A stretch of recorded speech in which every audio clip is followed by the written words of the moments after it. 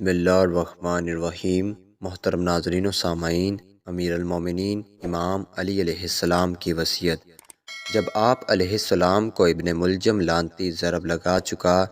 تو آپ نے حسن و حسین علیہ السلام سے فرمایا، میں تم دونوں کو وصیت کرتا ہوں کہ اللہ سے ڈرتے رہنا، دنیا کے خواہش مند نہ ہونا، اگرچہ وہ تمہارے پیچھے لگے، اور دنیا کی کسی ایسی چیز پر نہ کڑھنا جو تم سے روک لی جائے۔ جو کہنا حق کے لیے کہنا، اور جو کرنا ثواب کے لیے کرنا، ظالم کے دشمن اور مظلوم کے مددگار بنے رہنا۔ میں تم کو اور اپنی اولاد کو اور اپنے کنبہ کو اور جن جن تک میرا نوشہ پہنچے سب کو وصیت کرتا ہوں کہ اللہ سے ڈرتے رہنا، اپنے معاملات درست اور آپس کے تعلقات سلجھائے رکھنا،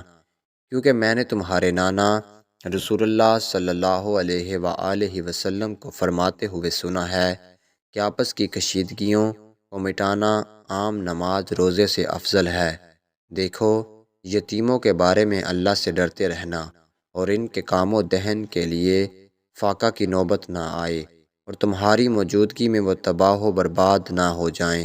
اپنے ہمسایوں کے بارے میں اللہ سے ڈرتے رہنا، کیونکہ ان کے بارے میں تمہارے پیغمبر نے برابر ہدایت کی ہے، اور آپ صلی اللہ علیہ وآلہ وسلم اس حد تک ان کے لیے سفارش فرماتے رہے کہ ہم لوگوں کو یہ گمان ہونے لگا کہ آپ انہیں بھی ورثہ دلائیں گے۔ قرآن کے بارے میں اللہ سے ڈرتے رہنا، کیونکہ وہ تمہارے دین کا ستون ہے۔ اپنے خدا کے گھر کے بارے میں اللہ سے ڈرنا، اس جیتے جی خالی نہ چھوڑنا، کیونکہ اگر یہ خالی چھوڑ دیا تو پھر عذاب سے مہلت نہ پاؤ گے۔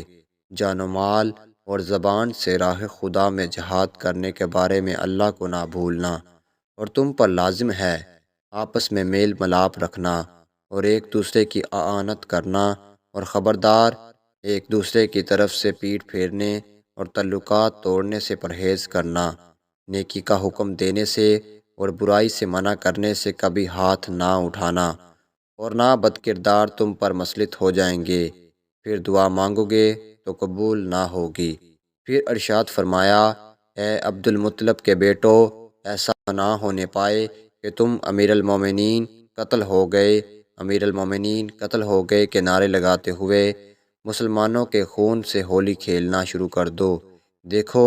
میرے بدلے میں صرف میرا قاتل ہی قتل کیا جائے، اور دیکھو جب میں اس ضرب سے مر جاؤں تو ایسے ایک ضرب کے بدلے میں ایک ہی ضرب لگانا، اور اس شخص کے ہاتھ پیر نہ کاٹنا۔ میں نے رسول اللہ صلی اللہ علیہ وآلہ وسلم کو فرماتے سنا ہے